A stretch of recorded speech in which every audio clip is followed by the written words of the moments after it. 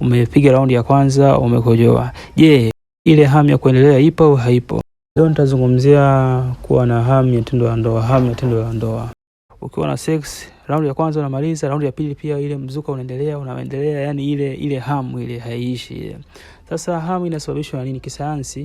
Kwa sababu nataka niende kidaktari zaidi. Hamu inasababisha testosterone. Testosterone ni hormone ambayo kila mwanaume anayo, lakini inatofautiana kwa wingi. Sasa kama wewe una nguvu za kiume ndogo, testosterone inakuwa ndogo, kwa hiyo inakuwa hamu ni chache. Kwa hiyo ukipiga raundi ya kwanza, hamzuka inakuwa haiwezekani kuendelea raundi ya pili, ile hamu inaondoka. Sasa hii testosterone ni muhimu sana kwa mwanaume. Lakini pia masuala ya hamu ni yapo kifikra zaidi, kwa sababu ni yapo kwenye ubongo zaidi kisayansi. Masuala ya nervous, sitaki kuzungumza sana masuala ya maneno ya kisayansi, nitachanganya watu, lakini kuna kemikali mbili ambazo zinahitajika, ni muhimu sana, zinaitwa dopamine na serotonin. Dopamine na serotonin ni kemikali ambazo zipo kwenye ubongo au zinazalishwa sana kwenye ubongo. Hizi kemikali ni muhimu sana kufanya mwanaume awe na hamu ya tendo la ndoa. Kwa hiyo tuna moja kwa moja, je, mtu akiwa anataka ongeza hamu ya tendo la ndoa, chakula gani anatakiwa focus navyo au adili navyo au avifanyie kazi mara kwa mara? Sasa hapa hamna chakula kimoja ambacho kinaweza kaondoa hii tatizo. Yaani kwamba ili uweze kuzidisha hamu, hamna sio chakula kimoja ambacho kina molecules au madini yote ambayo nimeyataja, au sitaki niyataje kisayansi, sitaki kufuruga, tutaka niende Kiswahili zaidi ili nieleweke kwa namna fulani. Kwa hiyo vyakula ambavyo unatakiwa vitumie mara kwa mara, kuna samaki wenye mafuta. Sasa samaki niseme ni wakishua, ni tofauti na samaki ambao tunatumia. Samaki wengi ambao tunatumia ni samaki wa kawaida sana ambao tunakuta buku mbili. Sasa samaki ambao nawataja, kuna salmon na kuna tuna.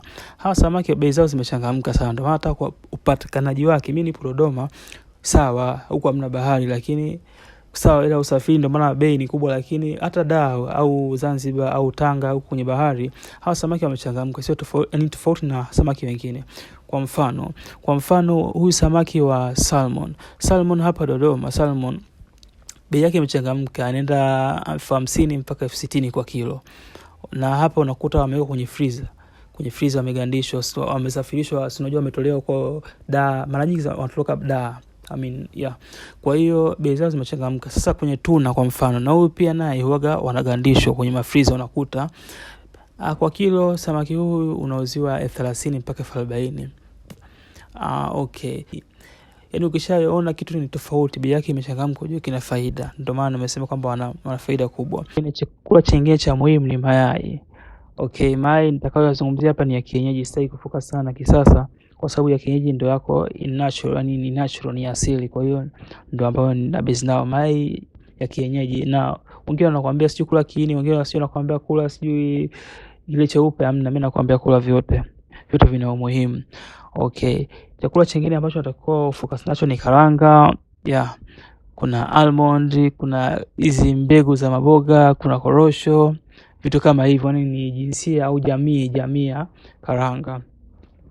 Okay, mbali na hapo kuna ndizi na kuna parachichi, alafu kuna spinach. Lakini pia kuna viungo, kuna karafuu, kuna kitunguu saumu, kuna iliki. Hivi ni muhimu sana pia. Kwa hiyo hivi vyakula ambavyo nimevitaja hapa vyote hivi unatakiwa utumie kwa mchanganyiko. Hamna chakula kimoja ambacho kati ya hivi ambavyo vitaongeza hamu moja kwa moja, hapana. Ila unatakiwa utumie kwa mchanganyiko, ili vyote vina virutubisho tofauti. Yaani kila chakula ambacho nakiona hapa, kuna chengine kinasaidia dopamine, ile kemikali ambayo niwaambia inazalisha kwenye ubongo kufanya hamu, kuongeza hamu. Kuna vingine vinaongeza serotonin, pia ni kemikali hapo kwenye ubongo inaongeza hamu. Kwa hiyo kila chakula kina umuhimu hapa. Hamna chakula kimoja ambacho kwamba kimemaliza kila kitu.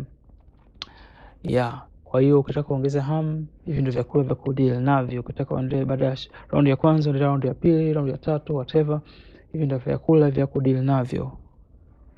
Wale ambao pia utahitaji kitabu cha Simamisha Lisaa, ambacho nimeelezea uvumbuzi wangu ambao nimefanya unakufanya usimamishe uume zaidi ya lisaa kwa kutumia lishe bila kutumia madawa. Kitabu hicho kama nilivyoeleza kinauzwa 50. Namba yangu ya WhatsApp, namba yangu ya mawasiliano ni hiyo hapo. Kwa ambaye anahitaji kununua kitabu hicho atumie kwenye WhatsApp yake, namba yangu hiyo hapo.